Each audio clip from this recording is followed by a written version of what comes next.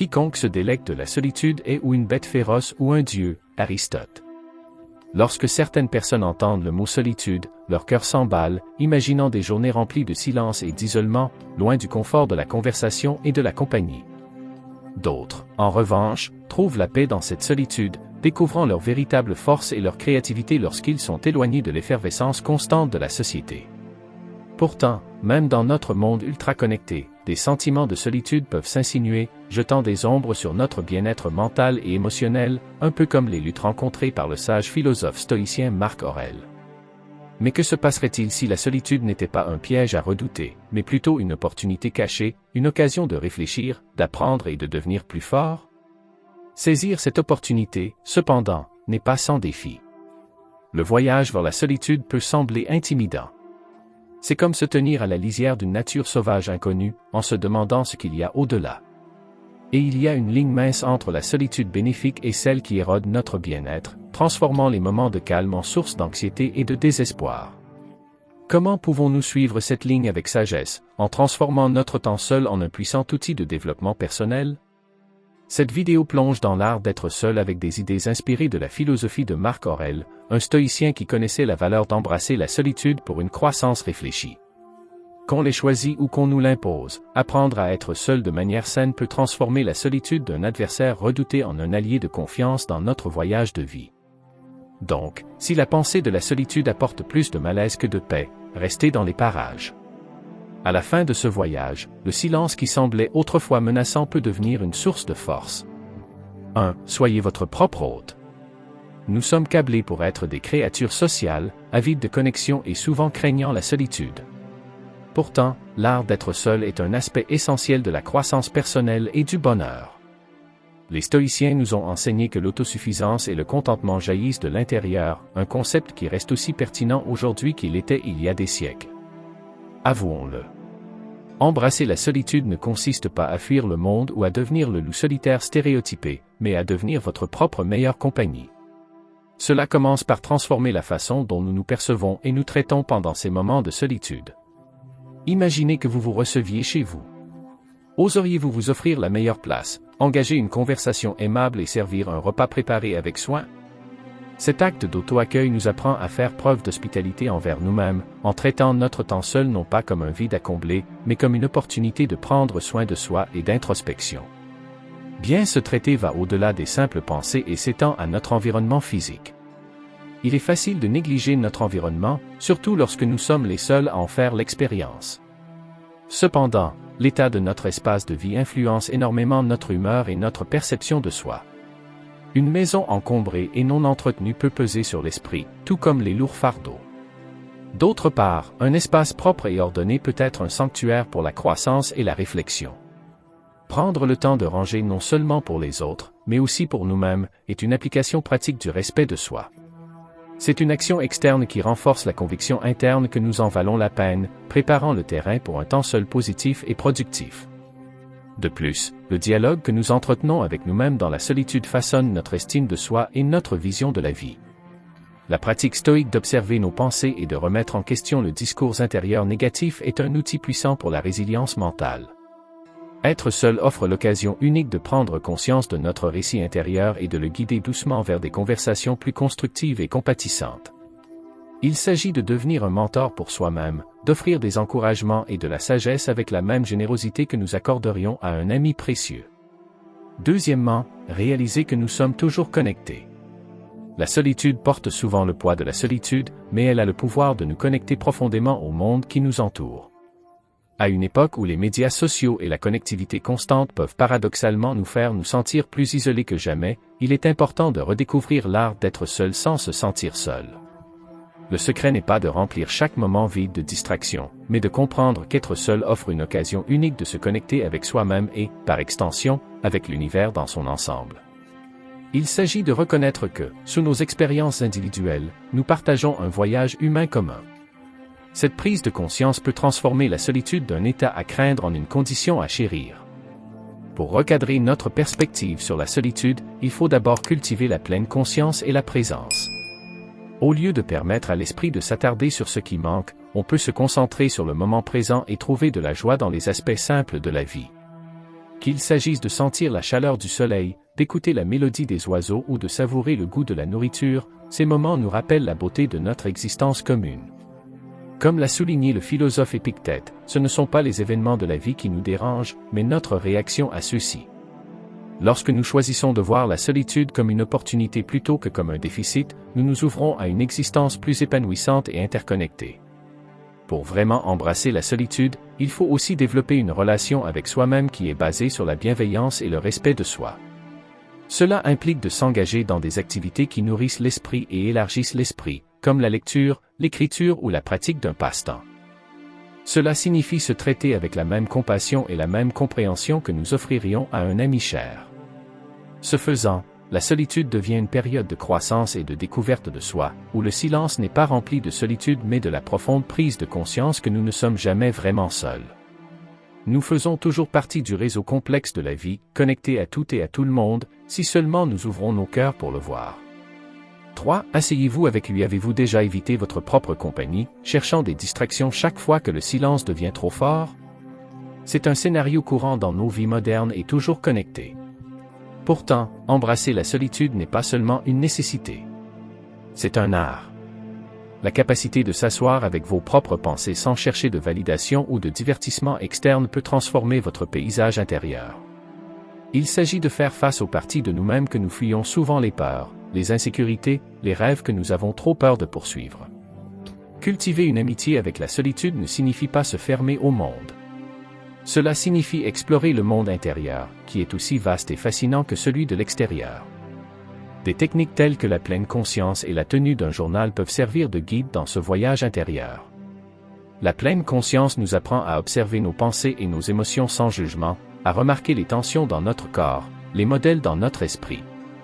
La tenue d'un journal, dont nous parlerons plus loin dans la vidéo, nous permet d'articuler ces observations, en apportant de la clarté et en révélant parfois des réponses cachées à la vue de tous.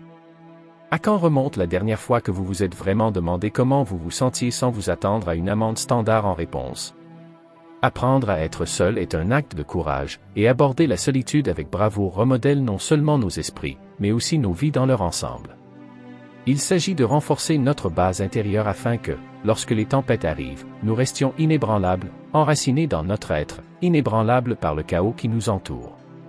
Pratiquer la solitude nous permet de plonger profondément dans l'océan de nos pensées, de comprendre les courants et les marées qui façonnent nos actions et nos réactions. C'est dans ces moments d'introspection tranquille que nous trouvons la vraie liberté, la liberté de choisir, de changer, de grandir. Il fait écho à la sagesse de Marc Aurèle, qui nous a rappelé « Nulle part l'homme ne peut trouver une retraite plus calme et plus tranquille que dans sa propre âme ». Alors, osez vous aventurer dans ce sanctuaire intérieur. Retirez les couches, affrontez l'inconfort et assistez à la transformation qui vous attend. Dans la solitude que vous craigniez autrefois, vous découvrirez peut-être la force et la paix que vous recherchiez. 4. Poursuivez vos rêves. Parlons du fait qu'être seul n'est pas seulement une question de solitude. Il s'agit de découvrir un chemin où les rêves ne sont pas seulement de simples pensées, mais des destinations réalisables. Vous êtes-vous déjà demandé pourquoi le silence de votre propre entreprise semble parfois plus riche que les fêtes les plus bruyantes? C'est parce que dans ces moments de calme, la voix qui vous guide vers vos désirs les plus vrais devient audible. C'est le moment où vous commencez à réaliser que suivre la foule nous éloigne souvent de notre propre voyage unique. Vous êtes-vous déjà retrouvé à faire des choses simplement parce que tout le monde les fait? Regarder des émissions qui ne vous intéressent pas ou s'engager dans des activités qui ne correspondent pas à votre passion. C'est la mentalité de troupeau en jeu et c'est un voleur de rêves. Se réserver du temps pour soi permet de laisser place à l'introspection, une étape nécessaire pour tout chasseur de rêves. C'est dans ces moments de solitude que la clarté émerge et qu'un plan d'action peut être conçu. La diminution des distractions ouvre un monde où la concentration et la détermination ouvrent la voie, faisant des rêves non pas une réalité lointaine, mais un travail en cours. Mais comment embrasser la solitude sans se sentir seul? Cela commence par changer le récit selon lequel être seul signifie être seul. Lorsque nous consacrons du temps à quelque chose que nous aimons, l'épanouissement suit de près, repoussant la solitude hors de l'équation. Il s'agit de trouver de la joie dans le processus, de réaliser que chaque pas franchi est un pas de plus vers la réalisation de ce qui n'était autrefois qu'un rêve. N'oubliez pas que le chemin pour poursuivre les rêves est solitaire mais jamais solitaire. Il est rempli de découvertes de soi, de résilience et, finalement, de la prise de conscience qu'en nous réside le pouvoir de transformer nos rêves en réalité. Si vous avez appris quelque chose de valable jusqu'à présent, laissez un pouce levé pour montrer votre soutien. 5. Explorer la nature.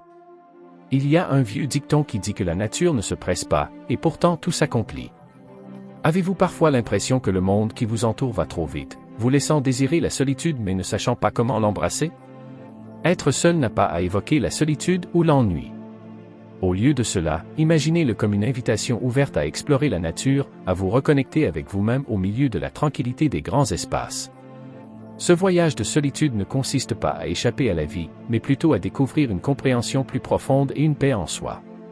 Pourquoi ne pas vous laisser guider par la simplicité de la nature? Pensée Y. À quand remonte la dernière fois que vous avez vraiment observé les subtilités d'une feuille, les motifs de l'écorce d'un arbre ou le vol sans effort d'un oiseau? La nature, dans sa sagesse silencieuse, nous enseigne l'art d'être présent.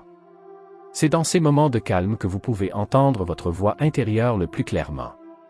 Commencez par quelque chose d'aussi simple qu'une promenade solitaire dans le parc. Faire attention. Réfléchir.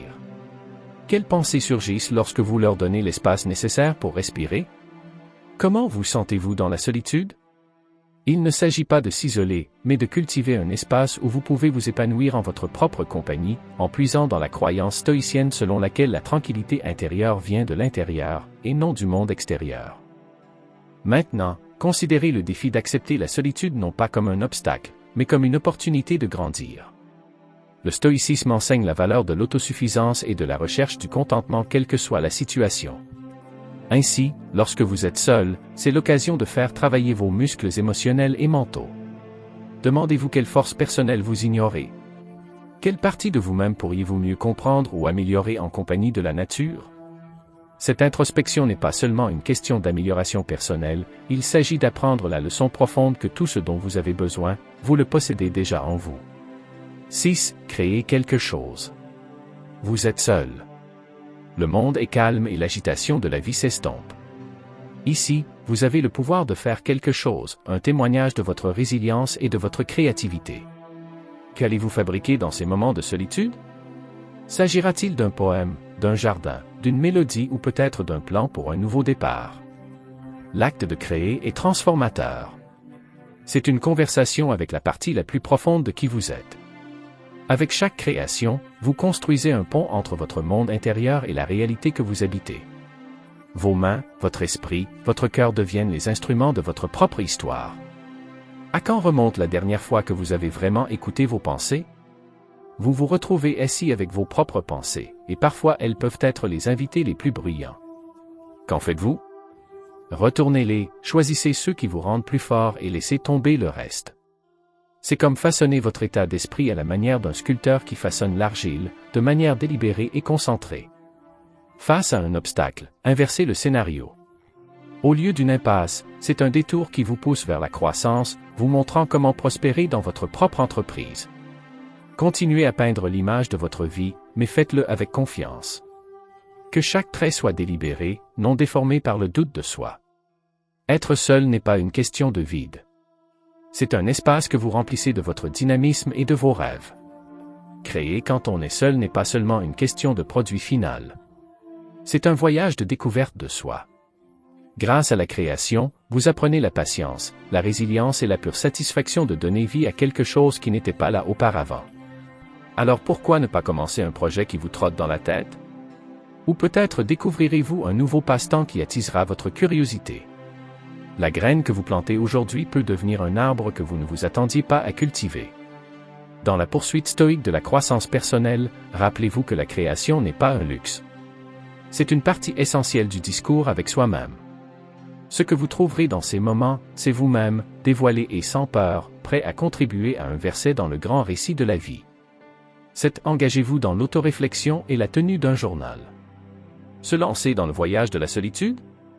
Il ne s'agit pas seulement de passer du temps seul, mais d'engager un dialogue réfléchi avec vous-même. Imaginez Marc Aurèle, non seulement comme un empereur, mais comme un homme qui a fait de ses réflexions un guide intemporel, ses méditations. Et si vos pensées et vos réflexions pouvaient également vous servir de guide à travers les hauts et les bas de la vie?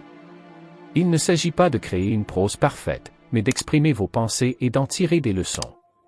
Avez-vous pensé que le simple fait de tenir un journal pourrait ouvrir en vous des portes dont vous n'aviez jamais soupçonné l'existence? Plonger profondément dans l'art de l'autoréflexion et de la tenue d'un journal révèle une vérité indéniable. C'est une conversation avec son moi intérieur. Lorsque vous notez vos pensées, vos peurs et vos aspirations, vous faites plus que simplement enregistrer des événements. Vous vous engagez dans une forme de désencombrement mental. Ce processus met en lumière vos véritables désirs et les défis auxquels vous pourriez être confrontés. C'est comme avoir une conversation à cœur ouvert avec un ami qui vous connaît le mieux. Combien de fois nous posons-nous les questions difficiles, en confrontant nos vrais sentiments et les raisons de nos actions? Cette pratique peut être transformatrice, servant de miroir nous reflétant nos vérités les plus profondes. Le chemin de la découverte de soi par le biais de la tenue d'un journal n'est pas facile, et ce n'est pas censé l'être. Il vous met au défi de faire face à la version brute et non éditée de vous-même.